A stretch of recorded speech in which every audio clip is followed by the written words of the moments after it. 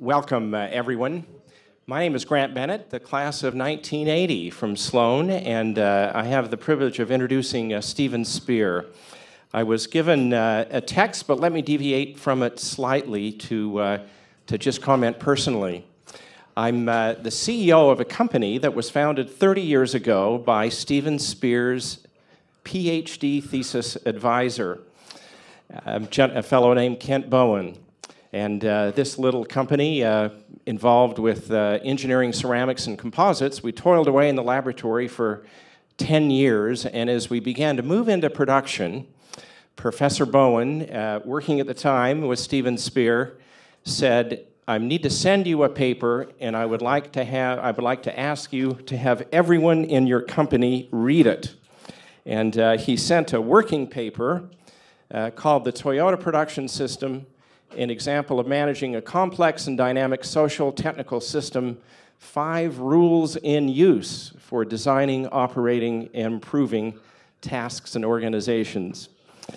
Let me just say that the fundamental insight in the paper, at least from our perspective, was that there are a set of principles that underlie what Toyota was doing, and that we would be far better off mastering the principles than focusing on any particular rule or technique. As we've taken that to heart, we've found that if you focus on principles, that the application of those principles can be endless and endlessly interesting, whereas if you're focusing just on tools, you eventually reach a dead end. That insight in this paper, Stephen, had a profoundly important part in our company, and I thank you for it. You're welcome. I'm sure we violated some copyright policies in circulating it, but there we are. And just secondly, I owe you a thanks on one other parameter, which is 8 or 9 years after that, we were trying to win an important design win with a very large European customer. And this is for a composite component that goes into an electronic module. And after we'd gone through the technical qualification, I was invited to go meet with the senior management of this very large German company, and it became clear that they were concerned about placing hundreds of millions of dollars of revenue at risk with a very small, unproven American company. And I got on a day or two before I got on the plane, Chasing the Rabbit came out. I said, I need some reading materials, so I bought the book, written by Stephen Spear, got on the plane, ate dinner, read chapter 1, and fell fast asleep. There you go. Not because of the book, but it was my bedtime.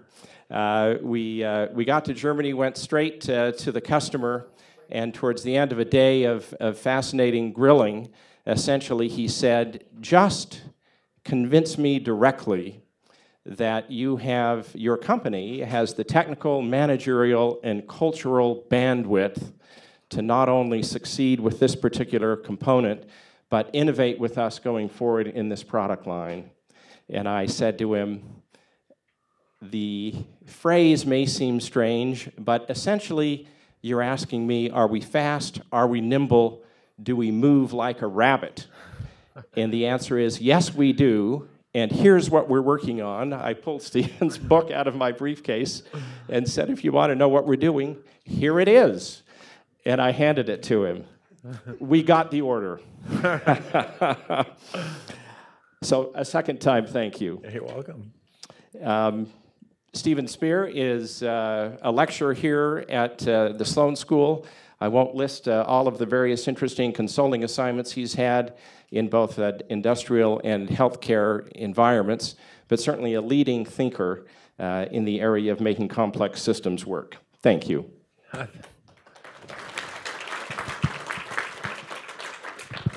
thank you for that very kind introduction. Sometimes you hear these introductions, like, I'd like to meet that guy. So before I get started, let me ask you a question. Why are you here? And what I mean by this is it's 3:30, it's Friday afternoon, it's beautiful outside, and since it's graduation, I guarantee there's a tap running somewhere where you can fill up a cup. So, and the fact that you committed 90 minutes to spend it inside with me means that you have a reason. So here's what I'd like you to do. Before I get going, take 30 seconds and write down the question you came to get answered. Just write it down. Anyway, I'll stop. I'll wait 30 seconds. So write down the question you came to get answered.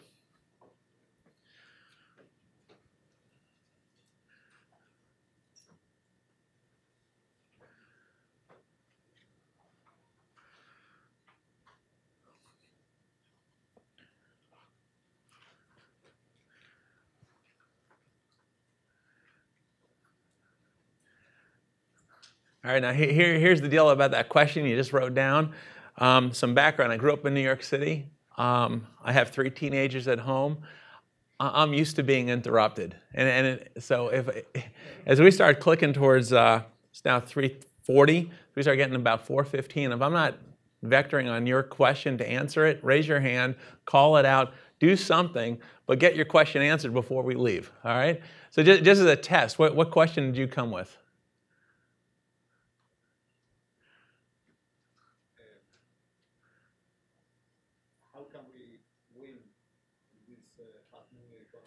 Okay, great.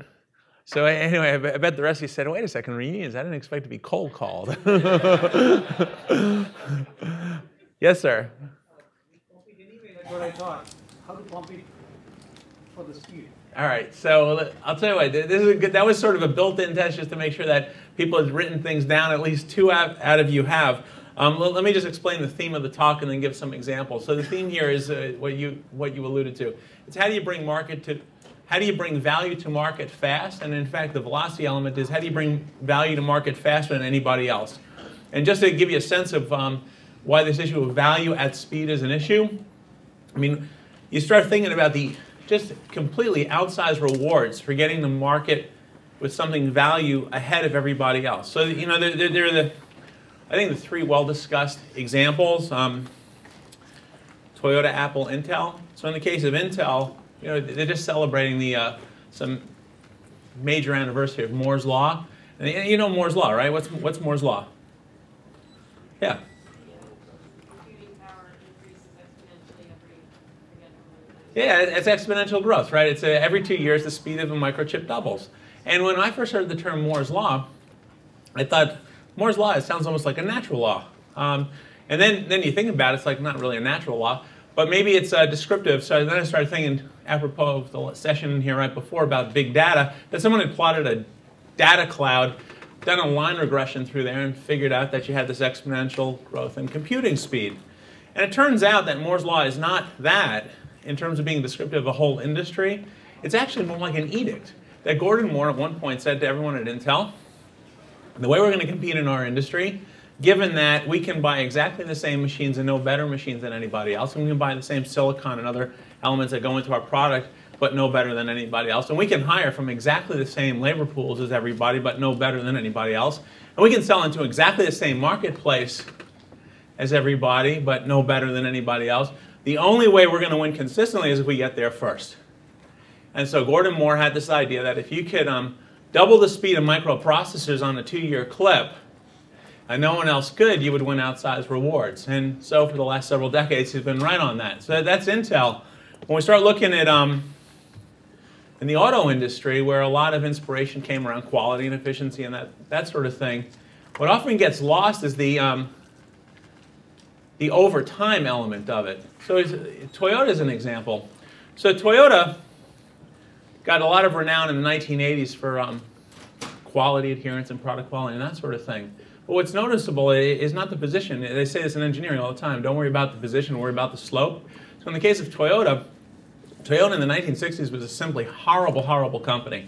They made a car that, when it first came to the US, was called a Toyopet. The attributes of the Toyopet is that if you wanted to go up the hill, the odds, and I want to emphasize the odds, not the guarantee, the odds of getting to the top of the hill were better in reverse than forwards. Right? And again, this is before the rearward-looking camera, all right? So you didn't even, all right? And that was the odds. And it turned out Toyota, when it came to making a really crummy car, they were crummy at making crummy cars, which I guess is a blessing, because there aren't that many left. But and to give you a sense of crummy at making crummy cars, so Toyota's productivity in the early 1960s was about 1/8 the world standard. Now, just a few years after that, Toyota got their productivity to equal the world standard. By the late 60s, it was double the world standard.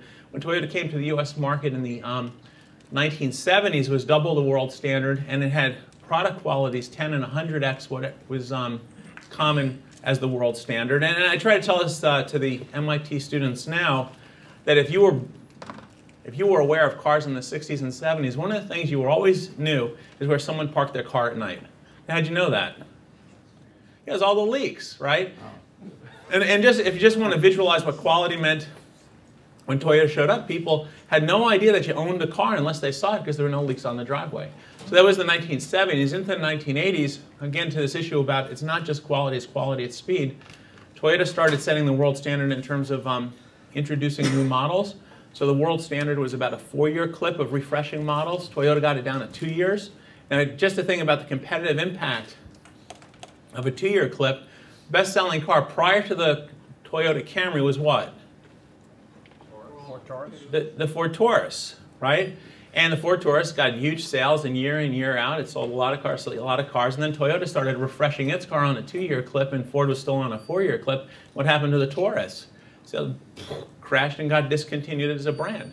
And then, so that's an example of time to market with a new model, time to market with a new brand.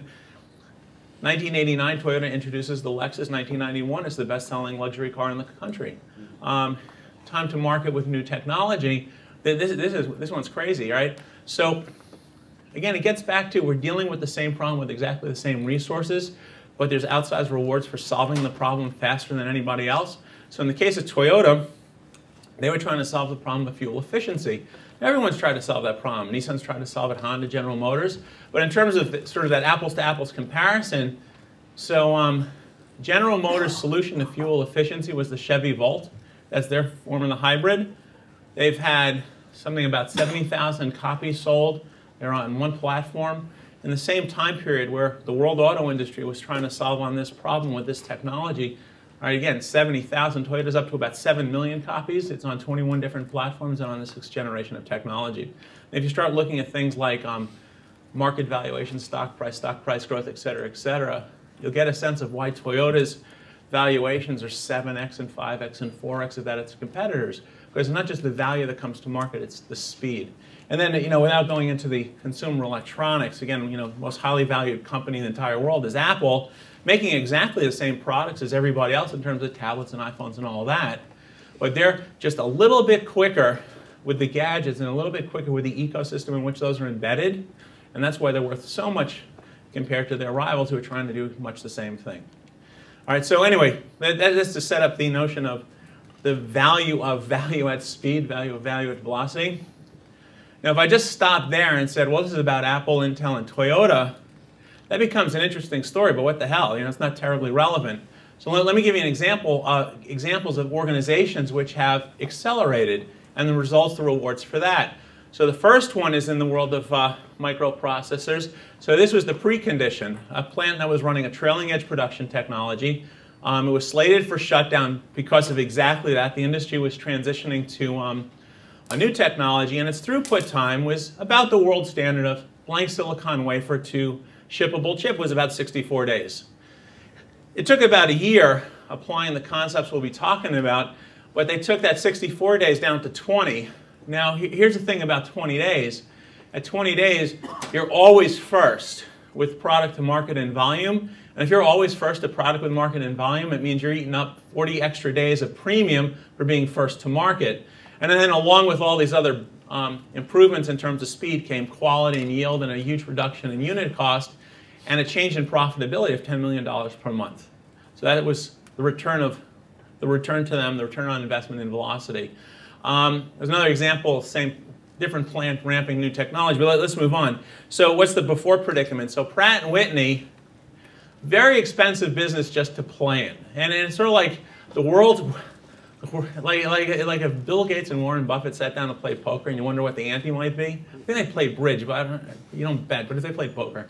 So in the jet engine sector, you have to ante up billions just to have the first copy into a contest to get the right to put your engine on someone else's wing.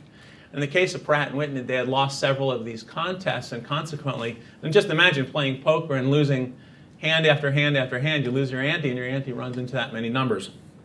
So in the case of Pratt, they looked at this as a real peril to their well-being. They took what was a 4-year design cycle time, though, and took it down to 3 in the same process of being much faster. This is value at speed. They cut in half the engineering change orders on that program from what was expected and what was the norm throughout Pratt and also throughout the industry. Now, engineering change orders for them is not only a metric or a proxy for cost, it's a proxy for quality. So Pratt shows up to the contest faster than anybody else with a better product than anybody else, less expensive than anybody else, and they win the contract for the F-35 Joint Strike Fighter, which is the biggest weapon system in history. Profound, profound change in organizational fortune by being able to deliver more value at speed. So that's Pratt. In the case of Alcoa, what Alcoa did was quite remarkable. As you can see from this picture, working with Alcoa, trying to make aluminum, and what you end up making is stuff like the frames around these chalkboards and the door frames and that kind of thing. It's very dangerous to get from here to there, though, because you got to take stuff out of the ground, and mining is dangerous, and then you have to refine it and smelt it, and you're dealing with chemicals and electrical and thermal energy. And it turns out that Alcoa, not surprisingly, had a chance of getting hurt on the job, which was pretty comparable to industry as a whole. And again, as you know, many companies which take raw materials and turn them into slightly processed raw materials, they were valued based on the value of their commodity holdings. Over about a 15-year period, Alcoa took the risk of getting hurt on the job from 2% per year to 0.07% a year. Now let's personalize that. So 2% a year is when you retire from Alcoa, the odds are better than half that you got hurt while you were on the job. And certainly you knew someone who got hurt and probably hurt very severely. At a 0.07% chance of getting hurt on the job, the odds are you'll never know anyone who got hurt during your career at Alcoa. Now, it wasn't just that Alcoa reduced the risk of on-the-job injury and along the way drove everything else bad. It's one of these things that that they got not only safer, but faster to market with good product. And the net result for Alcoa, in terms of making improvements on quality and safety and yield and time to market and customer, et cetera, was that they accounted for $100 million per year in annualized savings. And add to that, there was a period where Alcoa, if you watch the stock price of Alcoa, like anybody else who did that business, it tracked along with the price of aluminum. And then finally one day it split. And what happened was the marketplace started valuing Alcoa not based on the raw materials it held, but by the value it added. And it went through this stock price growth. It looked like a dot-com minus the bubble burst. It was really quite remarkable. So that's the Alcoa story. Here's one. So for those of you who got introduced to this stuff about quality and yield and all that stuff back in the 1980s, you always were faced with the dismissal of, well, it won't work for us. It won't work for us. Well, it won't work for you. Well, we don't make things in a repeatable fashion. We make things which are one-off. All right, well, it worked for the folks at Pratt Whitney, which is one-off. It won't work for us because we're not Japanese. You know, and there's something about the sushi and the rice combination. It must be samurai movies, who knows? There's a whole lot of theory in the early 80s about that. It won't work for us because we're unionized, and you know, of course, Toyota's not unionized. It won't work for us because we're in the public sector, and they're in the private sector. And after all, everyone knows that unionized employees in the public sector really have so little incentive to do anything right. Right, that's the conventional wisdom. So here's the situation. So Paul O'Neill was the CEO of Alcoa, and he had discovered that non-Japanese unionized workers could do pretty darn good in terms of bringing value to market at speed. So he becomes Secretary of Treasury, and he starts kicking around at what the government is doing. And I realized that not a single person in this room, except for maybe the young man there, will be shocked by this number, but it took the federal government 6 months to close its books each year. 6 months. And of course your reaction is, why bother, right? I mean, why bother? What's the use of that? And Paul O'Neill is pretty much a data hound. He asks exactly the same question. He says, why are we bothering? And it turns out you're required to. Because the law says and the regulations said the federal government actually has to close its books at the end of each year. And he said, well, if we're going to go to the effort to close our books at the end of each year, shouldn't we do it in such a way that it helps us? Now, I had a former professor, former colleague, who had these theories of information. And one was information only has value if it changes your behavior. It only has value if it changes your behavior. And as an aside, I once did a test on this. I started going to faculty meetings when I was a junior faculty member. And I said, am I going to do anything different at 5 o'clock than I would have done at 3:30 when the faculty meeting started? Turned out never, so I stopped going. As far as this information has value only if it changes behavior. So Paul O'Neill goes to the Treasury and says, well, for this information to really have value, it's got to be somewhat current, right? So he starts looking at the processes at the Treasury, despite the fact that it's unionized government employees, and over the course of a year, they take the 6-month cycle time down to 3 days. Wow. Yeah, now at 3 days, that puts them ahead of just about every private, large private company in the country. Now, you ask the question, well, where's the value in that? And I actually said, Paul, where's the value in that? And this was his answer. He said, well, think about all the hard work by well-intentioned, hard-working people to get to 6 months. He said, well, I've just liberated 5 months, 3 weeks, and 2 days. I said, well, what'd you do with that 5 months, 3 weeks, and 2 days? He said, well, I figured that if the data at the Treasury was so bad about this, it was bad about everything else, and throughout the government it was bad. And so what he did was he took those liberated resources to start creating real-time data stream into the Treasury about production at automobile companies and retail sales at clothing companies, and about credit card account behaviors at major banks.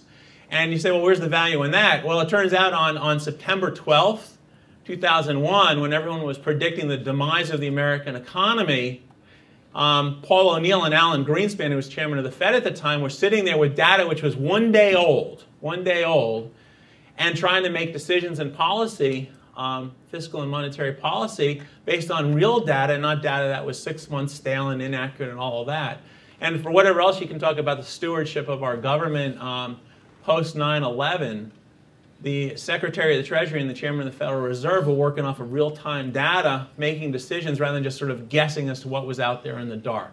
So that's the case of the government. Exactly the same concepts of how do you bring more value at speed to marketplace, but we've taken this into the healthcare sector. And for what it's worth, all right, so information has value if it changes your behavior. So here's the thing. Information that should change your behavior: diet and exercise. That's all right, and here's why. You're saying, well, it's obvious, but let me make sure it's really obvious. When I first got tuned into this whole issue of patient safety, quality of care, the guy who's like sort of the dean of this movement in the healthcare sector, he's got Lucian leap, he's got giant arms, he stretches his arms way out, he's got like an 8-foot wingspan. And he says things from very safe to very dangerous. And very safe is like going for a walk, and then you move in and commercial airline flight in somewhere, and there's riding a bicycle and so on and so forth, skip roping, and then you get into things like bicycle riding and skateboarding, and then you get into motorcycling, and somewhere along here you get parachuting and hang gliding. And then as you get further and further and further along, and then you get the hang gliding with a motor on the back, and then you get base jumping. And you know what base jumping is, right? Where you jump off a building, and it turns out, I don't know why, right? Why would you do this, right? Because at least I don't even get parachuting, right? But, I'm here already. Why do I have to go up and come back down, right? I'm good. But the difference, all right, parachuting, all right. So let's say you get in I have a friend who joined the Army, and his father, as he's walking out during his father's career military, his dad says, "Son, I'm really proud of you. You sense of mission, commitment to country." But he says, why jump out of a perfectly good airplane, right? So anyway, you jump out of a perfectly good airplane, at least you got 5,000 feet to the ground, a second parachute time to think about the error of your ways. But base jumping, you got 500 feet, you got no second parachute. I mean, it's really crazy. And from an airplane, the target's the earth. It's hard to miss, right? I mean, you don't have to have you could have MIT vision and still hit the target, but on base jumping, you lose half your target, right? Because the building behind you. Anyway, the odds of getting hurt base jumping are like, I don't know, 1 in 300. The odds of getting killed are about 1 in 1,000, 1 in 2,000. Turns out it's exactly the same odds as being a hospitalized patient in the United States. Right? So anyway, anyone in this room would want to run out and go base jumping, right? And show of hands. All right, well, you should have exactly the same conviction, never to be hospitalized, diet and exercise. But anyway, in terms of this base jumping thing, we did work with a bunch of hospitals in Pittsburgh and took some of these risks down pretty darn close to zero. So there's one terrible complication, which the region as a whole cut by 70%. Some of the hospitals in that system got it actually to zero. But again, I want to keep coming back to this issue of it's not about trade-offs. So just in the case of Alcoa, where they got very, very safe and profitable, so it wasn't just patient safety, but be ultra, ultra careful. Has anyone in this room been in an emergency department, patient, family member? Was it a good experience? I mean, the injury and illness aside. Yeah, I have to say, I felt the last few times we've gone, it's been fine. It's been fine, right, as opposed to the other times you went. All right, well, here's the thing. So let's think about a trip to the emergency department. So if trip to the emergency department goes something like this. My son decided it was a good idea to try and jump from one bed to the other and in between ricochet his head off of a marble table. So my wife packed him up to go to the emergency department at Children's Hospital and packed up the two girls. And of course, knowing how long it would take, made sure they brought pajamas and playthings and snacks and this thing and that, right? So anyway, in Pittsburgh, it was the similar deal. You went to the emergency department, and to get from start to finish, it could be hours you were there. So the folks in this particular emergency department started asking the question, well, who wants to be here that long? I mean, we get paid, we don't even want to be here that long. Why would a patient who's paying want to be here that long? And they started looking at their process, trying to figure out, why did it take so long, hours from the time when you signed in to a doctor wrote orders that let you go out? And they started looking at this process and fixing this process, and they took what was a multi-hour experience down to 18 minutes. Now, here's the thing about 18 minutes. After 18 minutes, 3/4 of the patients have already had an order written, go get this medication, go get this treatment, go have this exam. 3/4 of them leave. Now just imagine any emergency department you've been in, which is crowded and noisy and chaotic and filled with people who are just whining and complaining because they don't feel well. Well, 3/4 of them are gone. And then another 10% are direct admits to the hospital. So that's from the patient perspective. Now think about the staff member who no longer has to figure out which patient am I treating now, and do I have to jump back and forth and set and reset priorities because I'm treating Mrs. Jones, but now Mrs. Smith is screaming and Mr. Richardson over there and I have to move back and forth. It's like, no, I can focus on this person because there aren't any other people I have to worry about, because once I'm done with this person, out they go and I take the next one in. So that's the healthcare example. And I just want to end with one more example to establish that this acceleration is possible. So when we were doing this work in Pittsburgh, there was sort of this spillover. One guy's wife was working at a women's shelter, someone else was volunteering, and here's the setup on, what's the value in a women's shelter? It's safety. So here's what the before condition was like. One night, a woman would pick up the phone, call the women's shelter. Hello, the women's shelter, how can I help you? And on the other side of the phone call was, I've had enough. I've had enough. He's been making all these promises. I know he's lying. He doesn't love me. He's not sorry. It's going to happen again. I got to get out. And next question is, what do I do?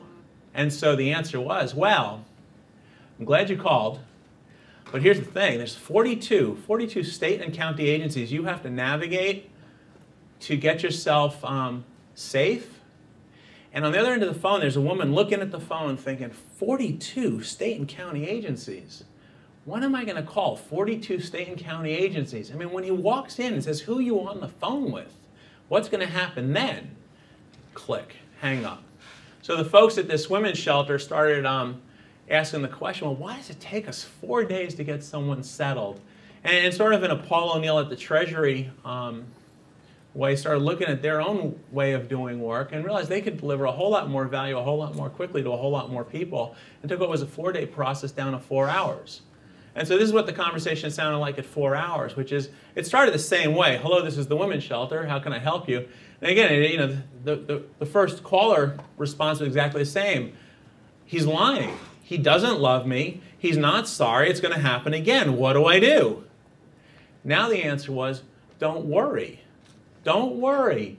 Get your kids in the car, drive over here, and by the morning, you're going to be safe. You're going to have food taken care of, shelter taken care of, education, health, da-da-da-da. Everything's going to be taken care of in 4 hours. Now in the background, there's still 42 state and county agencies. We don't have to worry about it. And this is what after looks like. So anyway, this is the setup in terms of the difference between slow to market with some value and fast to market with a lot of value. Whether it's the Joint Strike Fighter or perfect safety at Alcoa, or we measure defects in industry by scratches and dents. Well, the women's shelter, you know what their measure of defect is? The second black eye. You know what they got it to? Zero. Zero defects.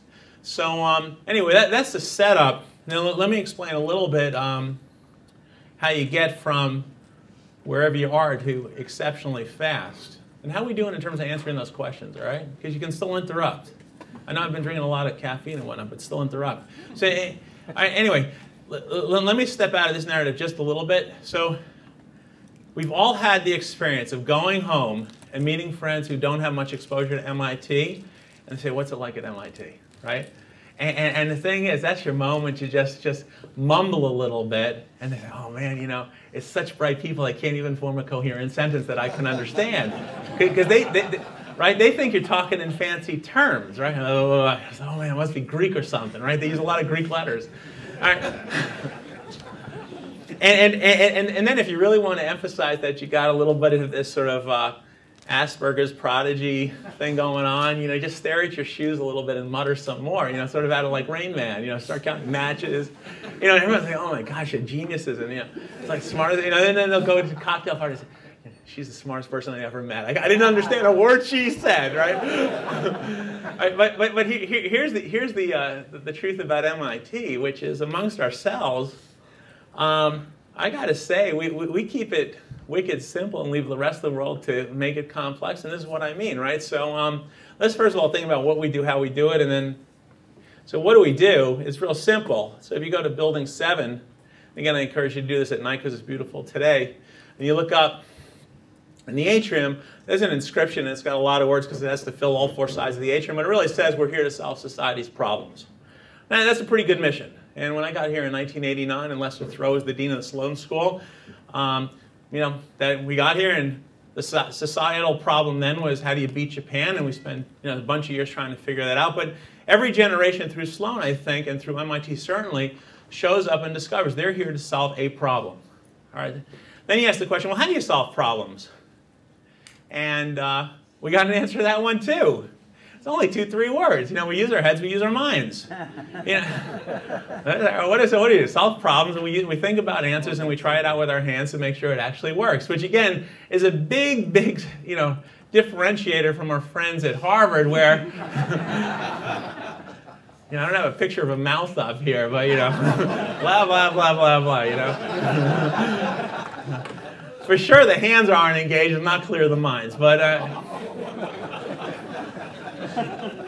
And Bennett, don't say that to Clay and Kent when you get back. To my mentors, right? So anyway, what do we do? How do we do it? And then the next step. So how do we actually really solve society's problems with our hands and minds?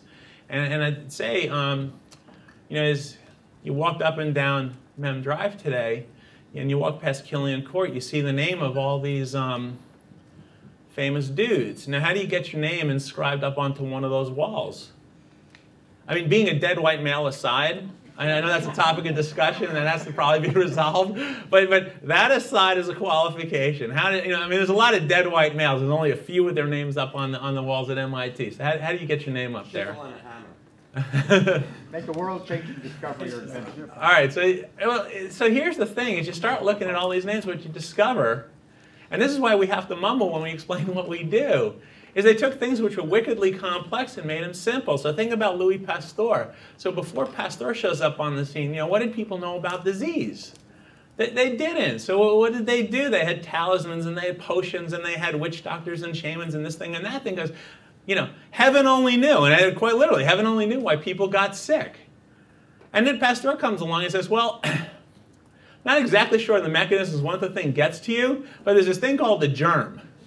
And for sure, what you want to make sure is the germ doesn't land on you if you don't want to have the ill effects of the germ. And Pasteur takes this whole idea of illness, and his illness is very simple. There's these things called germs, and they start in one place, and they end up in another place, and if you don't want them to end up on you, wash your hands. All All right, and it's pretty simple, and not to trivialize it too much, but you think about this crisis we had in Africa with this whole Ebola thing. Now, again, do people really understand the mechanisms by which Ebola corrupts the human body? No, we don't understand that yet. Do we understand where it comes from and how to fully treat it and extinguish it? Just figuring that out. Do we know how to keep it where it is and not let it go anywhere else? Yeah. Wash your hands, cover your mouth when you sneeze, and wear a protective suit. And this is all thanks to Pasteur. He says anytime you have an illness you want to contain and control, just make sure you figure out how to break the chain of transmission, and the people on the other side of that handoff won't get ill. Made a very complex thing much more simple. And again, not that he eradicated the problem, but he made it much, much simpler to contain. All right, so that's Louis Pasteur. Lubucia, he's got his name up there because he did a lot of work on flames. Now, I found an old book, and you know what people thought about flames, where they came from? They had little pictures of little flame dancing dudes inside the flame. And the theory was something like this, is that the hotter the flame was, it must be a bigger guy dancing faster.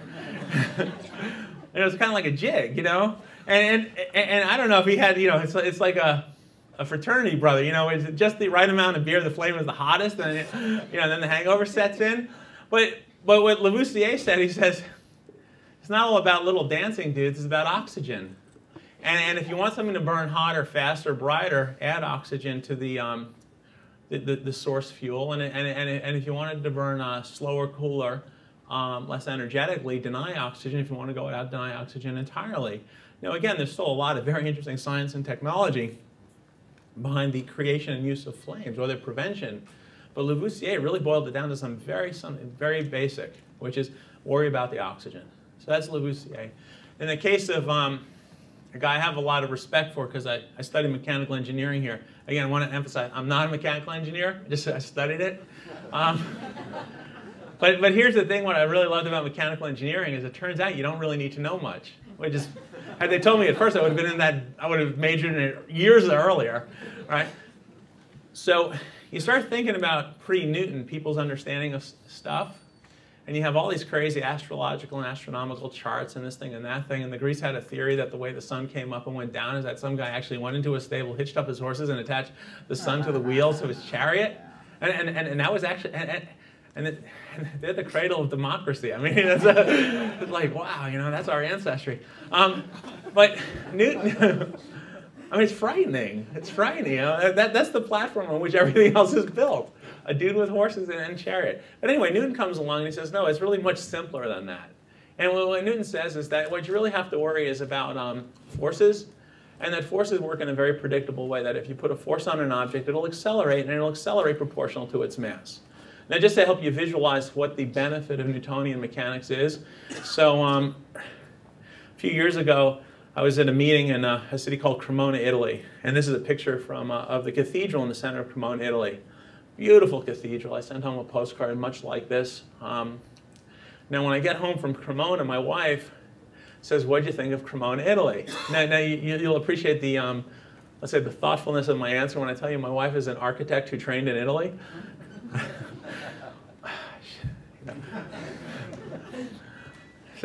I have to admit, that is about the most god-awful boring place I've ever been. You know, and why is that? Because when you step out from the cathedral and you start walking the streets of Cremona, you discover the architecture looks exactly the same time over and over and over again.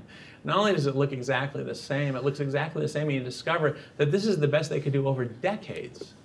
Absolutely decades. And you know, at first you might say, well, the guys in Cremona, Italy must have been drunk and stupid. Except Cremona, Italy is the home of Stradivarius and all those characters who created the world's greatest violins and cellos.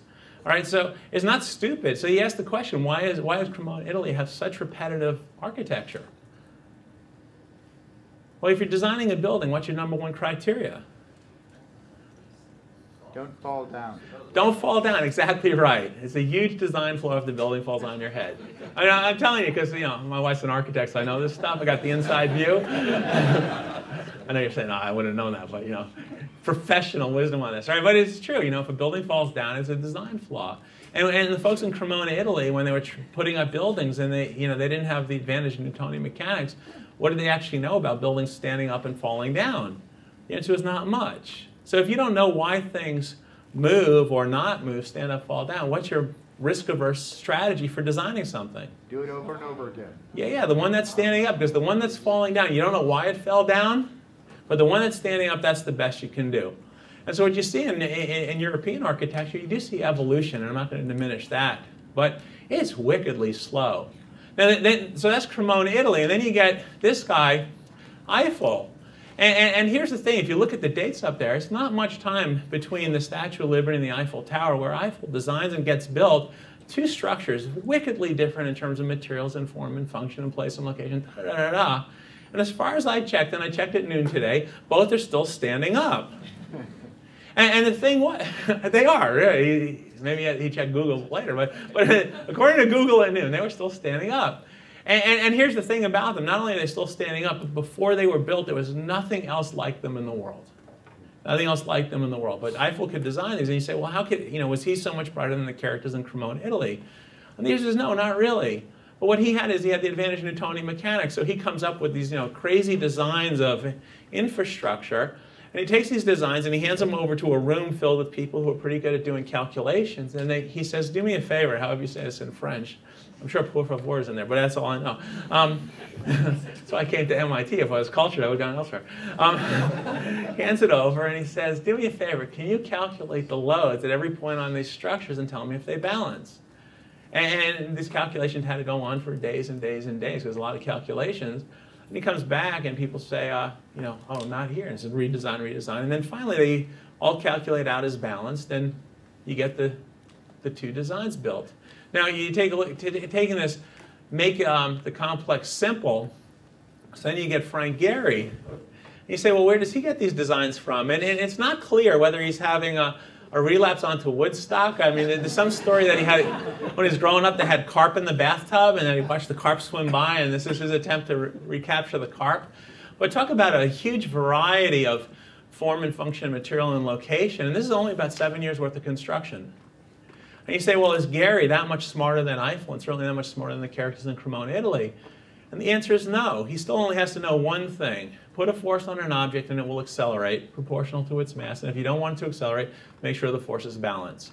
Now the advantage Gehry has that Eiffel didn't is that Eiffel had to depend on human beings to do his calculations. He has great computers and other supercomputers. And someone in the room must know the calculation rate, but I'm sure it's pretty faster than a bunch of French people drinking wine and eating cheese. All right? And so he can get a whole lot more calculations, but it's one equation. So anyway, kind of setting this up, right? So the phenomena we're concerned about is value to market with speed, and in fact, not only with speed, but accelerated speed, right? 6 months down to 3 days, 4 days down to 4 hours, that sort of thing. And the reason I set this up is because if we're at MIT and we put Pasteur and Lubucia and Newton's names up on the walls, anytime we answer a question of how does something work, we can't have more than 1 or 2 lines of an answer. That's our standard here. And so when you get to the standard of how do you get more value to market at speed, the answer is learning. And I know it sounds like, well, there's got to be more than that, but think about this. Let's say you and I do the same work. Exactly the same work. And it's sort of like Intel compared to its competitors or Toyota or Alcoa. We do the same work. We're trying to meet the needs of the same market. We have access to the same resources, but when you do that work, you are way better at it. And people, what's your name? Yeah. Diego? Diego. I mean, when everyone over here says, oh, we have a choice of buying something from Diego, from Steve, oh, crap, I'm not buying it from Steve, I'm buying it from Diego. Because anytime I buy it from Diego, I get a much better product or service at a much better price than from Steve. And so the question is, if we have access to exactly the same inputs, and yet he's way better at what he does than I am, what has to be the difference? Experience, right? And out of that experience comes what? Knowledge and skill. Yeah, he's a lot smarter at how to take exactly the same resources and put them to good use than I am. And you say, well, was he born with that knowledge? Probably not. So somewhere along the way, Diego, when he confronted this challenge of meeting the needs of the marketplace, and he had access to these resources just like I did, something he was doing, he was learning faster than I was. And the knowledge he has is the area under the learning curve. I had to throw that in. We're at MIT, so you have to do something that sounds almost kind of like calculus, right? But that, and this is what we do when we go home. Right? They say, "How is MIT?" And you mumble, and you throw in calculus, and you're good. You know, I could never have gone there. Right, but long and short of it is Diego is able to outlearn me, whatever we happen to do. And you ask the question, how was Alcoa able to get to 0.07% risk of on-the-job injury versus a 2% for the nation? How is the federal government able to get to 3 days versus 6 months, closing the books? How is that women's shelter able to get from 4 days down to 4 hours? Because they learned, and they learned very, very quickly. So if we're interested in how we deliver value to market at an incredible speed, having to manage the coordination, the harmonization, the choreography of hundreds, if not thousands of people towards common purpose. I mean, Pratt Whitney to design a jet engine, that's thousands of engineering years just to get to the first copy. How do you do that? Somewhere there's a story about learning. All right, and so if we're really interested in how we get value to market at speed, and we kind of buy into the reason Diego's better is because he's smarter, and the reason he's smarter, he's learned faster, we have to say, well, what are the mechanics of learning? And so let me share with you something which is now very popular as an example of learning in the greater Boston area. So y'all might recognize this. Let's just take a moment. All right, and for those, I don't know, for those of you, wherever you happen to be that particular day, just as a recap. All right, so what we got going here is the fellow over here. The fellow over here are in a very important contest with a few seconds left in the game. Now let's see how this plays out. Oh, you know what? I forgot to plug in the sound. So, anyway. On. Oh, no. Boom.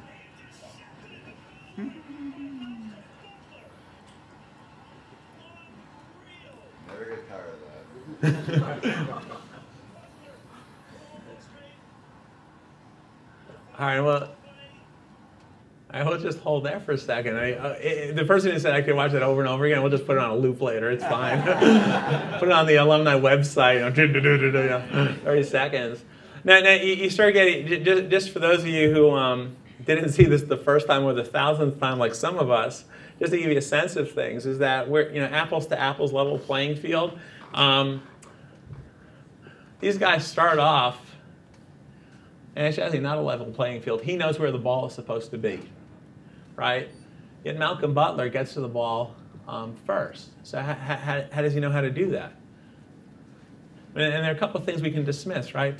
It's not natural skill. Because at this point, when you get professional players in the National Football League, it is such a tournament that the guys who are left, I mean, it's very hard to make the argument that the person on one side of the ball is that much better an athlete than the person on the other side of the ball. And if you want to make the argument, well, he had a feeling and a grasp of the situation. It was intuition and improvisation. I mean, I don't think neurons fire that fast. I mean, this yeah. Well, he was interviewed and said that they had practiced that. Right. So let's dig a little bit deeper into the mechanics then, right? So if it's not that he was just a much more gifted athlete, that's not the case, and he wasn't more experienced. He's a rookie or was a rookie, and it's not that he had some sort of intuitive burst of insight, like God touched him on the forehead. I mean, in Boston sports circles, they actually think that's true, right? Because, I mean, if God's going to have a favorite team, who would it be otherwise, right? The Giants, come on, right?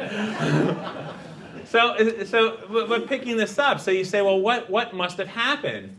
Well, if it's not natural skill and it's not intuition, it must be something about figuring out the cues, right?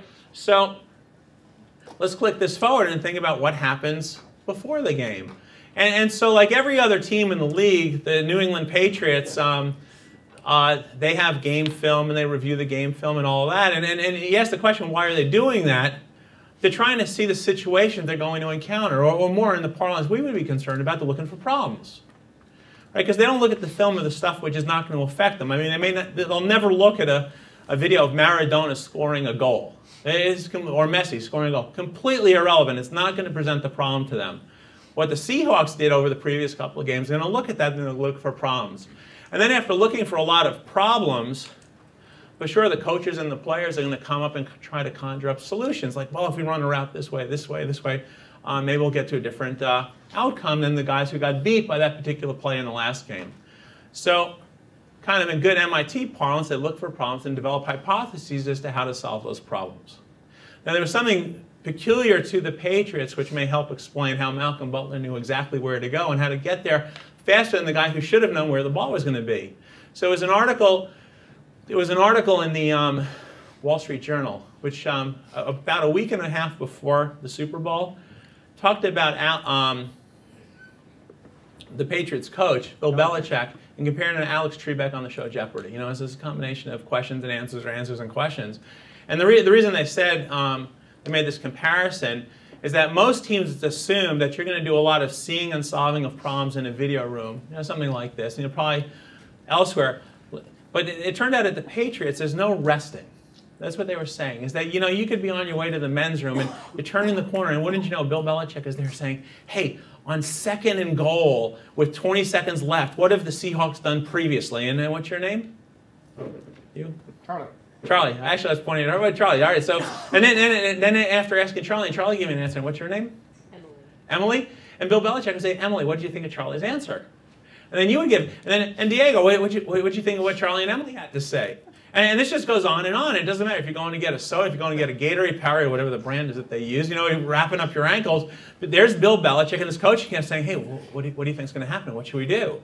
And so it's this constant experimentation, not only in the video room, but also anywhere else you happen to be. And in the article, several players commented that they had played on other teams, and physically, playing on the Patriots, it was as exhausting, but no more exhausting than anywhere else they had played. But they said mentally and emotionally, it was just flabbergasting because you never could relax, because you never knew when Bill had, and what Emily and Diego had to say. What do you think of that? All right. So that was one article, and then a few days later, the New York Times ran an article, and it said there was something unusual about the Patriots. And again, it's not the deflated footballs. That they hire a lot of players on very, very short-term contracts, 1 week. Now, why would you hire, if you're a football team, why would you hire a player from 1 week at a time? Different skills. What's that? Different skills. Different skills, so we'll keep pushing on that. All right, so one reason might be injuries, one issue might be replacement. If you want to cheat, maybe they played on your opponent's team and they know the playbook. But the thing about the Patriots, it wasn't that they hired players for 1 week contracts, is that they hired a disproportionate number of players on 1 week contracts. And why was that? Well, it turned out on the Patriots just went to practice, and the Patriots offense played the Patriots defense. Who would they get good at beating? The Patriots. They get really, really good at defeating Tom Brady's offense or Vince Wilfork's defense.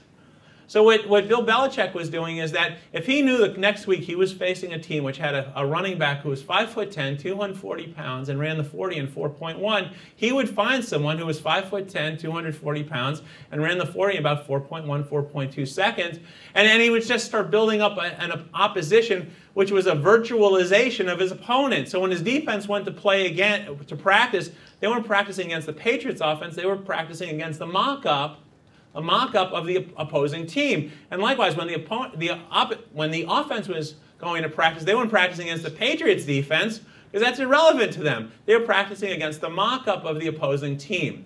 And so when you start getting into the question of what separated the Patriots from the Seahawks, again, it's not that the Seahawks don't review film and don't change their playbook and don't practice on the field and all of that.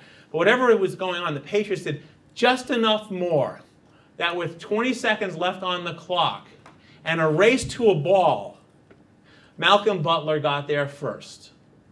And so you start getting into the question of, what's essential, what's the essence of maintaining this extraordinary high speed of seeing problems and solving problems, and then sustaining and spreading what's learned? Well, it comes back to the coach, right? Because all these articles were about the coach and the dynamic he was sustaining in order to have this occur all the time.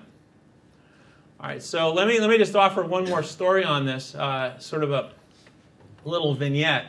So along this theme of you learn to win, right? Diego, you all go to Diego to buy stuff instead of to Steve because he's much better at it. He's better at it because when we started off, we both were ignorant, but he learned faster. And the way he learned by seeing and solving problems and spreading and sustaining what he learned. So here's another example. Young engineer is going into a design meeting, 2 o'clock design meeting. And he's on his way into the design meeting when just is about to get in there with his drawings rolled up onto his arm and tables and charts and notebooks of designs. He steps in, and just about to step in, his boss jumps out and ambushes him and says, Ted, that's the name of the engineer, Ted, what are the results of your 2 o'clock meeting? Ted says, it's 10 to 2. I got no results. And so what do you think his boss says then? Well, what would be a reasonable reaction? What's a reasonable reaction? And boss, it's 10 to 2. I don't know what the results of my 2 o'clock meeting are. Why are you presenting something that you're not going to get the expected result? All right. Well, so here's what his boss's answer. The question is, he said, Ted, you're a moron. Ted says, moron? He says, no. He says, but boss, 10 to 2. I don't have results. He says, oh, well, you're an idiot. And then Ted says to his boss, he says, but boss, all right, I'm not going to argue your conclusion. I'm going to argue your data. Right? What's your data? And at that point, his boss says, you know what? You're a fool also. Now here's the thing about who Ted and his boss were. So Ted was an engineer on the Navy's nuclear propulsion program. And this was very early on. So this was the first atomic reactor, a bunch of fissionable materials surrounded by lead bricks. It's really hard to put that on a submarine and have it go anywhere. And so this is the elaboration Admiral Rickover gave to his engineer Ted. He said, look, Ted, in terms of what our goal is perfect. Perfect. That we want perfect reactors that never do any harm to the environment, never do harm to any of the crew, do no harm at all. That they're perfect. They're perfectly reliable, do no harm. He said, in terms of what we know versus what we need to know to be perfect, it's a really poor ratio, way against us. And he said, here's the thing. You're going to go into this meeting now at 2 o'clock, and someone is going to ask a question about where we are in terms of the design. And your head is going to start bobbleheading up and down. Now, why is that? Because you want to prove yourself such a good guy, right? Because when your friend asks a question, you want to say, it's a great question. I'm with you. I got your back on that question. There's a lot of social pressure to want to validate the question. The other thing is you want to do is show how smart you are. Hey, if I thought about this, I'd come up with exactly the same question too. And then someone over there is going to give an answer. Maybe it's Diego. Then you go over, it's like, Diego, yes. I would have had the same answer. And why is that? Because you want to validate Diego socially and you want to egotistically validate yourself. And then maybe someone raises an objection to Diego's answer. And like, brother, man, I'm with you on that one too. And what Rickover says is, so you're going to go through all these psychosocial pressures to validate. You'll get to the end of the meeting. And you won't have learned a darn thing. Because the whole time you're going to be saying, yep, just what we would have expected. And so Rickover says, now here's the alternative. Had you instead predicted the questions, the answers, and the objections, you'd be about 3 minutes, 4 minutes into it, and someone would ask the question. And you said, oh, I don't have that on my sheet here. Wait, can you tell me why you asked that question? Because the fact that you asked that question, I didn't even know it was a question that was coming. I didn't anticipate it. It means that you and I have really fundamentally different views of this program. So can you teach me? And then when someone gives an answer, and say, well, wait a second. Even when he asked the question, I thought it through. I didn't get to the same answer. Can you help me understand that? And then when someone raises an objection to that answer, it's like, oh, I didn't see that one coming at all. That completely blindsided me. Can you spend some time? And Rickover's point about this was that had this engineer Ted invested not in knowing what the results were, but predicting the results, then within 3, 4, 5 minutes, he would have been horribly surprised by what was going on, and he would have known where next to investigate. But by denying himself the opportunity to be surprised and allowing himself to succumb to all the social and psychological pressures to just agree that everything was fine as it was, he wasn't going to learn a thing. And hence Rickover's conclusion about moron, idiot, and fool. Now carrying this story over, this guy, Ted Rockwell, he became responsible for the design of the shielding which goes around the reactor. This was a big effort, an important effort, and you can imagine the setup that, if I could borrow this for a second, that they're getting set to run the reactor, and got the reactor, and it's inside its shielding, and the shielding has got all these sensors on the outside. And everyone is gung-ho to it. I mean, you've been designing this thing for years, and this is your first chance to see how well it actually works. And everyone, oh, push the button, push the button. Or I guess in the 1950s, when you pull it, it's probably in black and white. And everyone's really gung-ho to start the reactor up and see how well the shielding works. And Ted says, oh, hold on. What are we testing for? And everyone says, well, Ted, we talked to the doctors, and they told us about the emission rates that were allowable. And, let's say the number's 10. He says, we're testing for 10. Did we get 10? And he says, all right, 10. He said, well, what do we get in 11? How do we react to 11? So how do you react to 11? How do you react to Emily? How do you react to 11? Upset. Yeah, be upset, yeah, because someone's going to be sleeping with his butt right against that reactor wall, and he's getting 11 instead of 10. Yeah, he'd be upset. So let me ask you this. How do you react to 9? How do you react to 9? Champagne, why is that? You beat the mark, right? You were designing for 10 and you got 9. Well, let me just offer that everyone's not popping that champagne bottle with you. So how do you all react? All right, so are you drinking his champagne? No, why not? Huh? You'd like 5, all right? So he's happy with 9. You want 5. All right, so you'd reduce the shielding, but say again what you said. You didn't get so if you don't get the expected result, you design for 10, you get a 9. So what should your reaction be? Yeah, all right, that's a very polite way of saying absolute horror. Absolute horror. And I just want to offer this up because, again, remember I started this off. I said, we're at MIT, we have to have very simple answers to explain how things work. And I said this whole thing, and I went through all that, blah, blah, blah, blah, elaboration on all these companies, organizations which have accelerated their ability to deliver value to market. So it's all about learning. It's all about learning. And you're like sitting there, what the is he talking about? Learn, Friday afternoon, I should have gone and find that open tap with the graduates, right? But here's the thing. I just want to hold on this moment, right? Which is, the essence of learning is investigating surprises. And when I threw you this very simple challenge of how do you react to 9, ideally everyone in this room should have stood up and said, oh my gosh, I'm horrified, because we tried for 10. We tried for 10 and we got 9.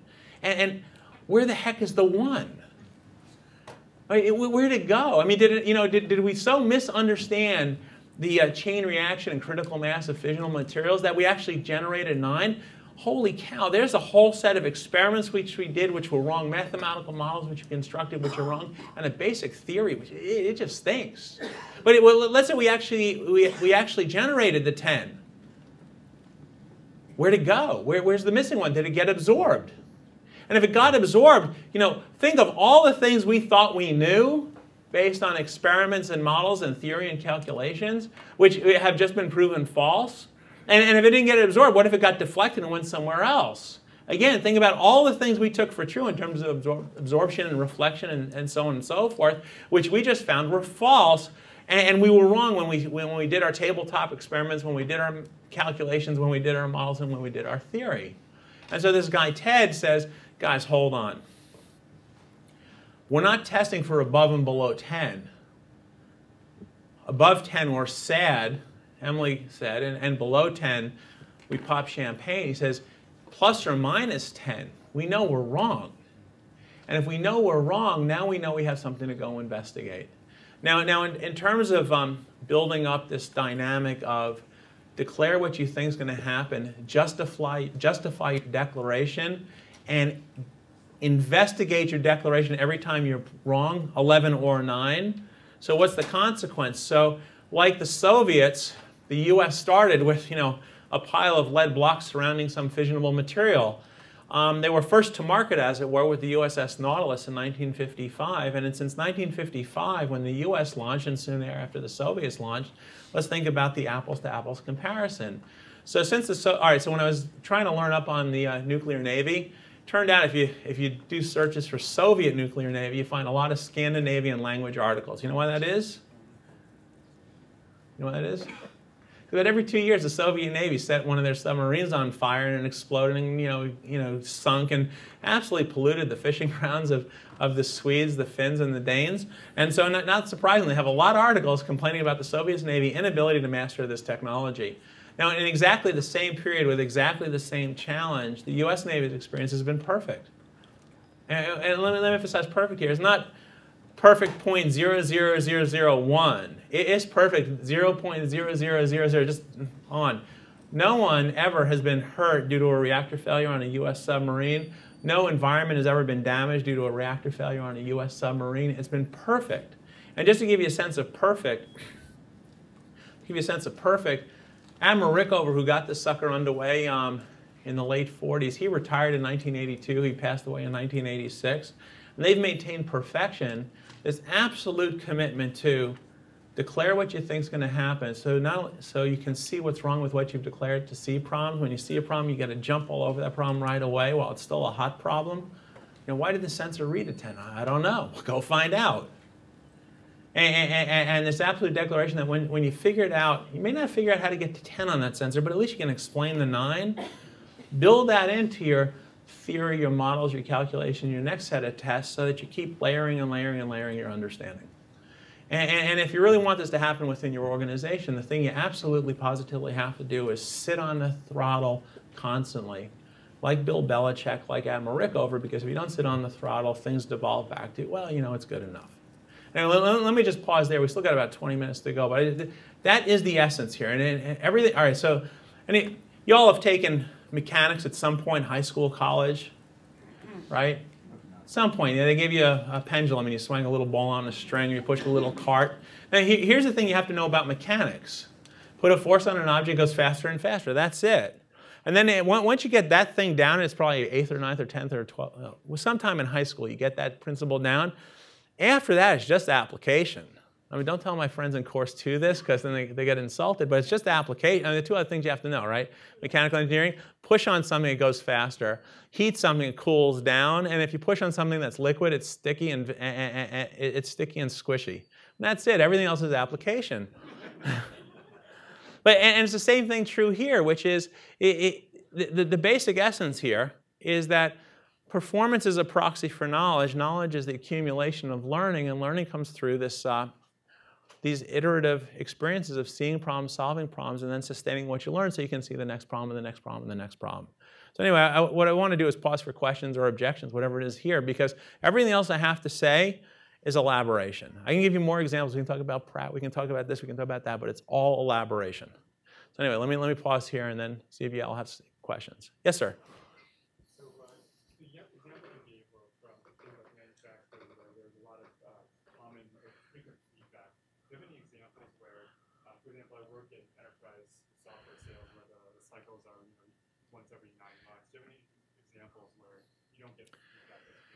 Yeah, so let me just offer here, the several of the examples I gave you were much more like what you do. So, the designing of the first reactor is more like, well, it's like enterprise software, but much worse. And again, just to scale this, right? So back when they had this pile of lead bricks, they didn't know the science of chain reaction. They didn't know the materials of chain reaction, of controlling it on and on. By the time they get to the Nautilus, they've invented the science, invented the materials, invented the manufacturing processes, invented the training, invented the controls, the compliance, the auditing, and trained tens of thousands of people to get to the point that they could launch the Nautilus. All right, so these are big, hairy, one-off kind of problems, and likewise with the Treasury. So, but it's particular examples of things which are, inherently software. So certainly the Treasury's experience closing the books, all software. We did work with a software company which they're on the receiving end of what Treasury does. They do financial software, so every year they have to update their software to reflect, just the creative inspiration in legislatures all over the country. You got 50 states and the federal government, and then, they have access to the private, your personal tax code and your corporate tax code and LLC tax code. There's just no limit to what our elected representatives can do in terms of regulatory creativity. And so they have to update these forms every year, and it was taking them 20 days. Now you can imagine how upsetting that was to the accountants who got the regulations sometime, late March, and they had to file by mid-April.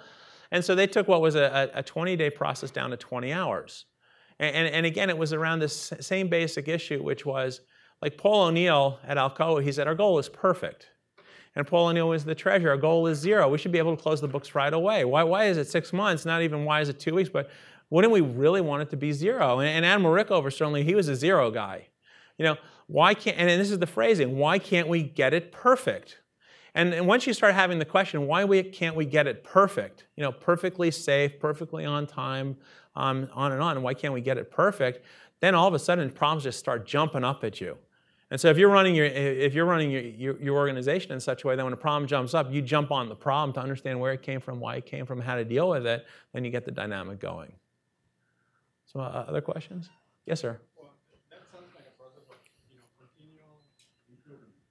How do you have innovation in that type of? Well, again, I just want to keep showing you the picture on the screen is of a nuclear-powered submarine which had never existed until the early 1950s. I mean, this was a wildly innovative situation. All right, now here's the thing we think about innovation. All right, so let me give you 2 examples. All right, innovation. All right, so we say, oh, well, this is continuous improvement, but there's this thing out there called innovation. It's innovation, all right? And typically we assign innovation not to drone-like engineers. I mean, you're insulting all my friends, right?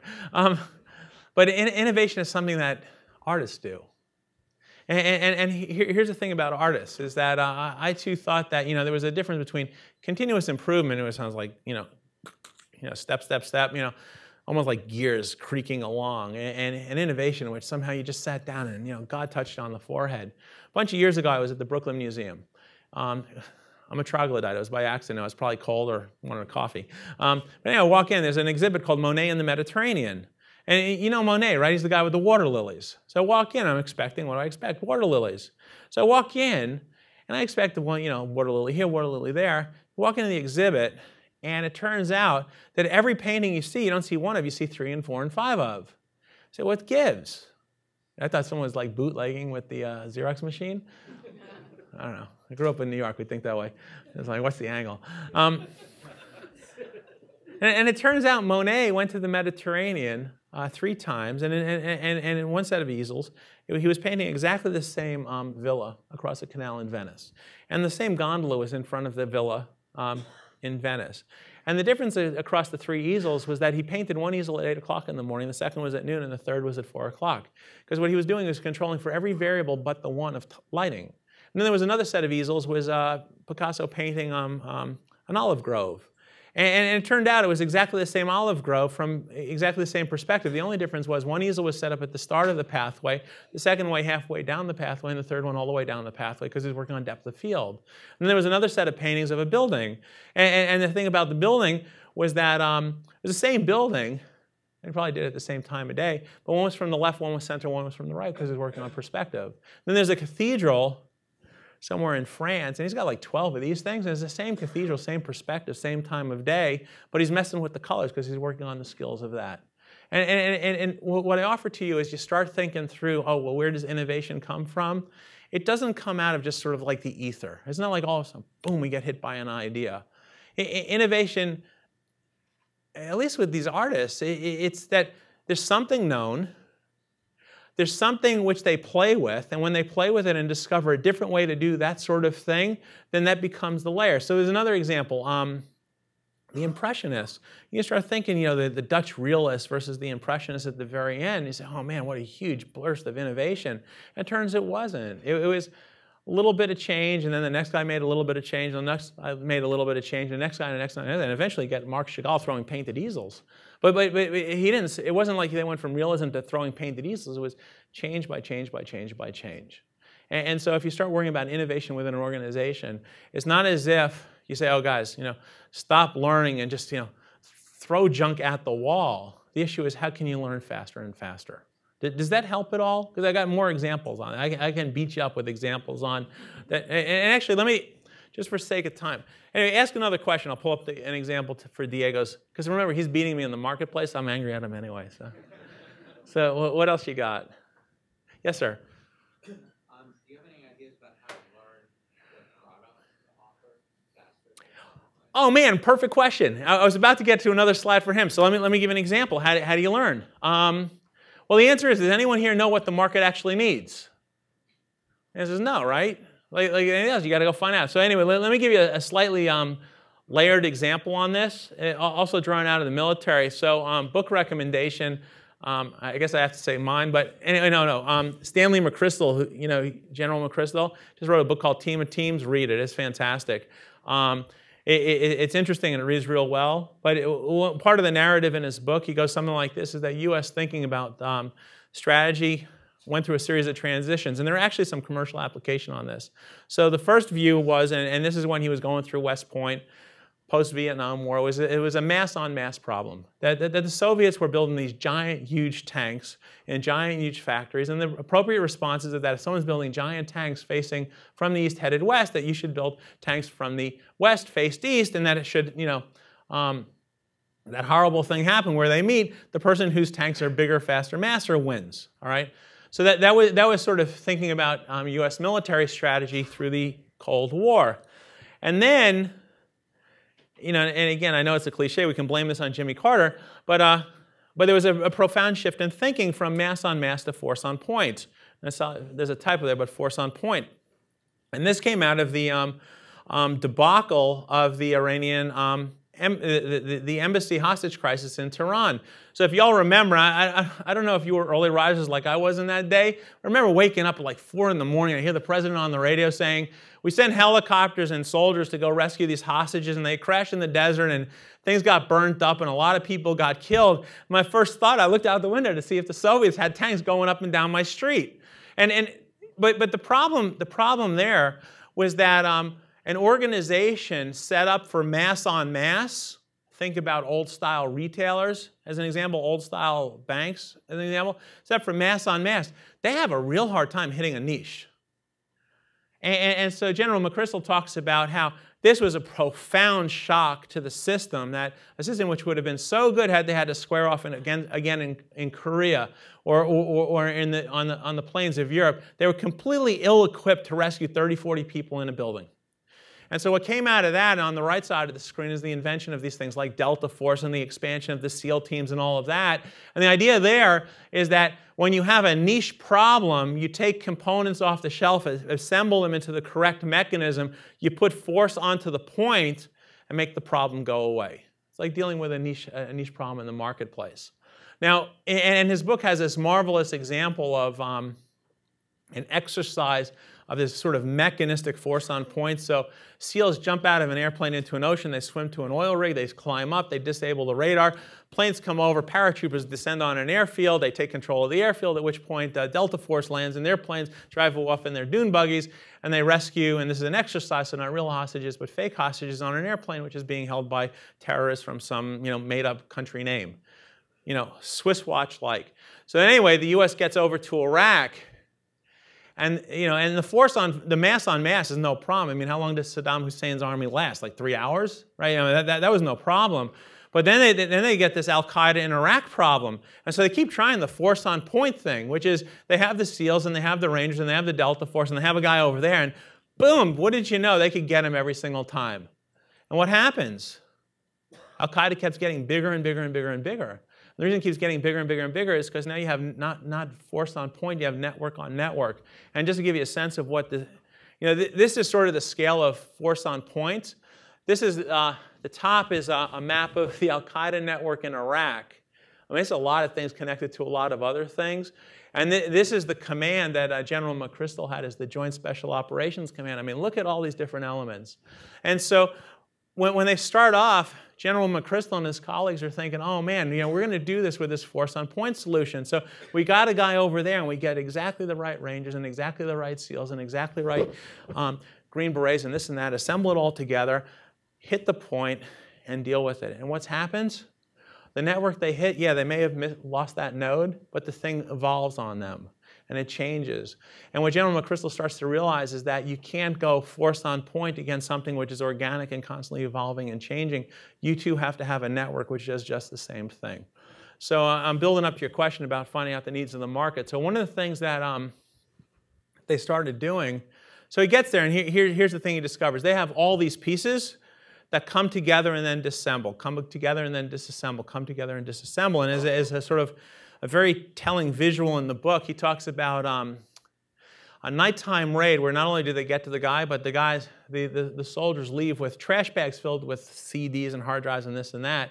And when General McChrystal gets to the headquarters for this command, he finds closets filled with these trash bags. And the problem was they had put together the mechanism, they used the mechanism, disassembled the mechanism, and never bothered to take the information from one node and populate it into another node.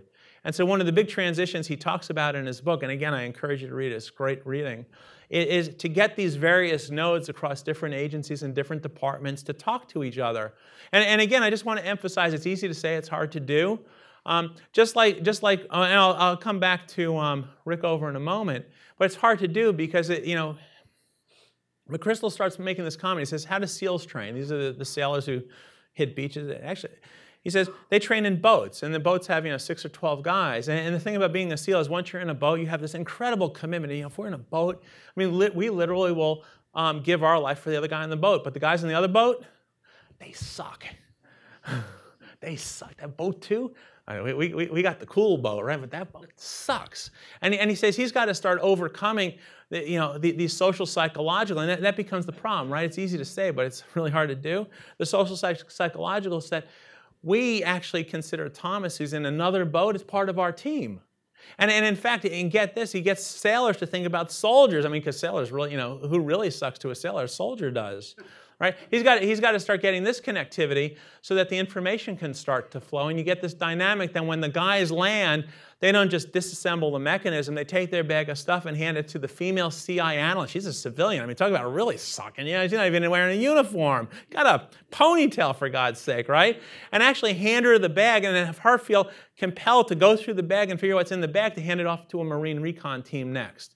All right, so that's how he started to deal with this. But to your question about how do you find out what the market needs in the moment at these nodes, which keep shifting, so one of the things the Army did was they realized, and let me just step back here, that they had all systems which were geared to this, which is if you see the Soviets building a factory, don't really worry, because it takes about 3, 4, 5 years for the communists to build a factory. And by the time they actually start getting anything else out of there, you got another 3, 4, 5 years. So take your time, and if you want to design a tank, and the M1 Abrams was a multi-decade platform to get out, and the same thing is true for the Apache and all the others, they say, well, that's not going to keep up with Al-Qaeda in Iraq. So the Army goes ahead and develops something called the Rapid Equipping Force.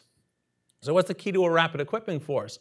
Well, you can see, sort of apples to apples, is nothing special about the gear. That big tan thing is just a Connex container, and inside the Connex container is nothing special. It's a 3D printer and some CNC machining and some computers and CAD/CAM and that kind of thing. But what starts to get to critical is where the Connex container is.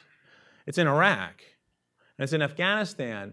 And the reason it's in Iraq and Afghanistan is so these guys can, when soldiers come back from patrol, or even while on their patrol, they can say, what problem did you just encounter? Denny, when you were out there, what problem did you just encounter for which you weren't well equipped? And Denny can say, well, I got into this situation, I don't know what to do. And then, being that close to the problem space, they also equip these Connexes with, think about, if you didn't really understand the job you were applying for, forward deployed engineer, right? Oh, wow, forward deployed. I wonder what that means. It means enjoy your last shower. So they equipped these Connexes not only with the sergeants and the junior officers who could talk to the troops, they equipped it with PhDs and other scientists and engineers who could talk to the solution space and call back to MIT and call back to their engineering firm and Caltech and Berkeley and say, all right, here's the problem. What's the pile of ideas that we could put together and slap together towards a solution? And so in the case of the Rapid Equipping Force, in terms of voice of the customer, a big issue was get very, very close to the customer in the customer's problem space. And I think Steve Jobs probably talked about this also, which was he wasn't inventing iPods. He was inventing a way for people to take all their music with them, get very close to the problem space. And while you're in the problem space, with the people having the problem, while the problem is still hot, start showing them prototypes and mock-ups so you can get real-time feedback. Now, you might be thinking, well, wait a second, that's pretty good for one-off particular situations, and it is. And sometimes your customers may have these one-off particular problems where your ability to generate a solution one-off, that particular problem is a really good thing. But here's the other thing, is think about the asymmetry, and we talk about asymmetrical warfare, the asymmetry between the knowledge these guys, covered in dust without showers have in terms of what the emerging threats are, and a bunch of think tanks, whether it's the Rand Corporation or this one or that one. The guys sitting back here, they're trying to anticipate a future from a room like this. Oh man, what's the horrors of the future? Oh man, my soda went flat. It's carbonation, clearly, right?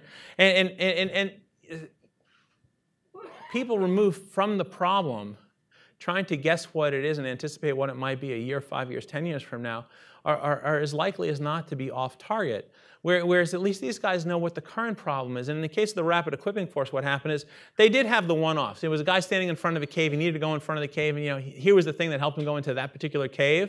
But what they also found was, wait a second, the guy who has to go into a cave, there's a lot of guys who have to go into a cave. And why send a guy into a cave in the first place? And I'll just end, there's a few minutes left, with the sort of the genesis story for the Rapid Equipping Force, and it gets to this point about how do you find out what the customer needs. So the story goes something like this. There's a copy of Stars and Stripes, and the Army Vice Chief of Staff is reading it, and there is a big picture of two troopers standing in front of a cave with a grappling hook. They're about to throw it in to see if there's anyone or anything bad inside. And he's looking at this, and he's saying, oh man, talk about brave soldiers. This is exactly what we used to do in Vietnam when we're trying to figure out what the Viet Cong hid in tunnels to. And the way the story goes, this colonel, an MIT grad I might add, may not have realized he was thinking out loud, but the story goes something like this. He says, well, it might be brave soldiers, but it sure is a stupid army. And I've heard this story from several people several times, and it always continues. After they unraveled the Vice Chief of Staff of the Army from the overhead fan, he says, Colonel Jetty, what do you mean by that? And he said, well, generally, this brave guy standing in front of a cave, but Vietnam was a long time ago. Why are you even sending him into the cave? Certainly we can send a cheap machine in. And so out of that conversation with the Vice Chief of Staff came the Army robotics program.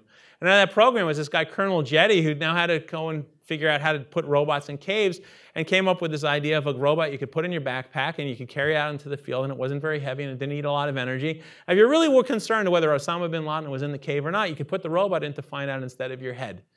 And it turned out that that was not a one-off problem. That was a very broad-based problem. And so the backpack robot became something which got, quote-unquote, commercialized throughout the Army. And so there are a lot of these examples of having folks who are forward deployed, deeply into the problem space, trying to understand what the customer's experience really is and how the customer's experience really suffers, and having at his or her disposal resources to generate a prototype, a mock-up, a version alpha, version beta of a solution to that particular problem, because it'll help that customer, but also it might give you insight into problems affecting other customers. So anyway, I see it's 5 on the clock. I'll stick around if you got questions, but let me just end with where I got started. Fundamentally, the answer to how do you deliver more value to market faster than anybody else, the answer has to be simple. It has to be simple, and here's why. One, we're at MIT, and we give very simple explanations for very complex things. Let people mess with what you do with those simple answers, but we give very simple answers. It's got to be simple. The other thing is, if you want to get a large organization aligned on how to hit the same target together, whether it's the several dozen guys on a football team, or the several hundred, tens of thousands in the military, or the hundreds of thousands in a very, very large organization, you got to keep it simple. Because otherwise, if you don't keep it simple, what they're doing over there and what here and here is going to be very, very different. So you got to keep it simple. And so if we start with that, it's got to be simple. And we say the difference between Diego's ability to deliver value to market and Steve's is his knowledge of what value to deliver, to your question, and how to deliver it. And it's all about learning. And we say, well, what are the basic mechanics of learning? Well, it's got to be, we got a problem. Because if you don't have a problem, there's nothing to learn. And once we see a problem, we have to have some discipline in solving. And that's the lesson from Admiral Rickover. If you have a problem, man, declare what you think is going to work so you can see how you're wrong. And when you finally have a solution, keep testing and keep testing that solution, and then spread it so other people benefit from it. Apropos robots that go into caves. And if you lead an organization, the thing you have to keep in mind is that these things do not come naturally to people. They do not come naturally to people. To Admiral Rickover's example, people want to be perceived like they're a good guy, want to get along, and want to look bright. That runs counter to calling out problems and trying to solve them. because most of the attempts at solving them fail, right? And again, this is just a quick blip over to like the behavioral economists. They start thinking about, why do we have all these biases that screw us up all the time when we really should be deliberative in our thinking? And the answer is that these biases are very energy efficient heuristics to get to good answers most of the time. And even if we were once very deliberate and rational and experimental and all disciplined that way, once we get the first right answer, we go into our biases and our heuristics. So the thing is almost like an entropy issue here, a thermodynamic problem here, is that people in organizations want to avoid seeing problems and solving problems and sustaining what they've learned. It's just how we are wired. So if you want an organization which is competing on learning speed, as a leader of others, you're the one who keeps putting energy in and energy in and energy in as energy is getting exhausted doing these things. Anyway, let me just offer, it's fairly simple. It takes a lot of work, but it's better than the alternative of being really complex and also requiring a lot of work. So anyway, enjoy the rest of the day. Have a nice weekend.